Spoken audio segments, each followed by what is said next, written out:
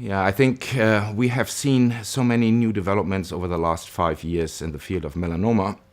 And there are several facts which affecting the field of melanoma at the moment. There is one which is epidemiology. We have still an increase in melanoma incidence, and there are early data projecting that this number of patients suffering from melanoma is increasing over the next years. So we have increase in melanoma incidences and cases across Europe around 5% each year.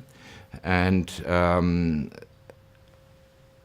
so that's one fact. On the other hand, there was a very nice simulation how deaths from melanoma will go down with all these new treatments, and it's predicted that to the year 2050, this decrease will be in the range of 25% decrease in mortality, which would be good news. The question is this already factoring in all the other things which are still coming, and do we have already a full measure of all the effects we are seeing? I think one of the key issues in bringing down melanoma mortality is also early recognition, prevention, and access to the healthcare system, including dermatologists, to get a melanoma diagnosed early.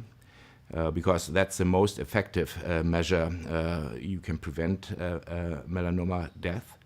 And the second thing is obviously the impact of all the adjuvant therapies which are coming. We have no idea at the moment what adjuvant therapy will bring for the field of melanoma. Currently, we have only interferon being used in some of the European countries.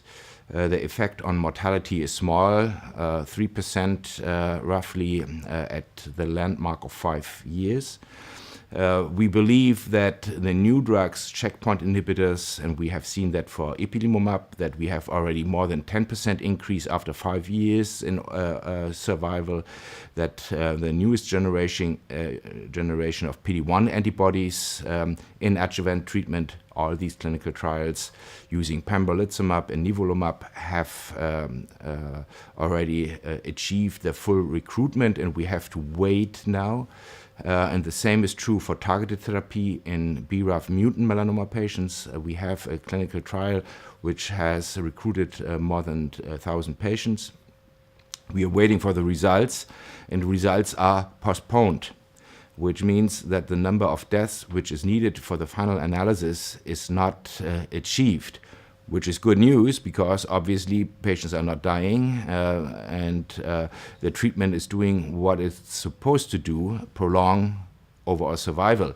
So I think that effect is right now just speculation. We have no idea. And also the fields of targeted therapy and immuno-oncology in the field of metastatic melanoma is still a young field. I mean, we are using these drugs now for a little bit more than 5 years. All these drugs have been, Ipilimumab was approved in Europe 2012. Some of the targeted agents in 2013, and the combinations what we are using now only 12 to 15 months or 18 months ago. So we don't see the full effect of and the magnitude of the effect at the moment.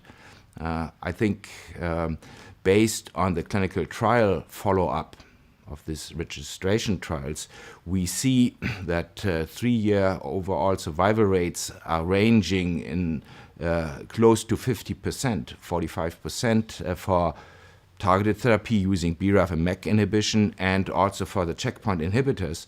And I believe there will also be a long-term benefit group who is surviving 4 years, 5 years, 6 years. And the likelihood that these patients are now dying from other reasons than melanoma is increasingly a chance for the patient. So melanoma-related death is going down, but we are not seeing, even in stage 4, where we have these drugs in hand, the full magnitude of the effect yet.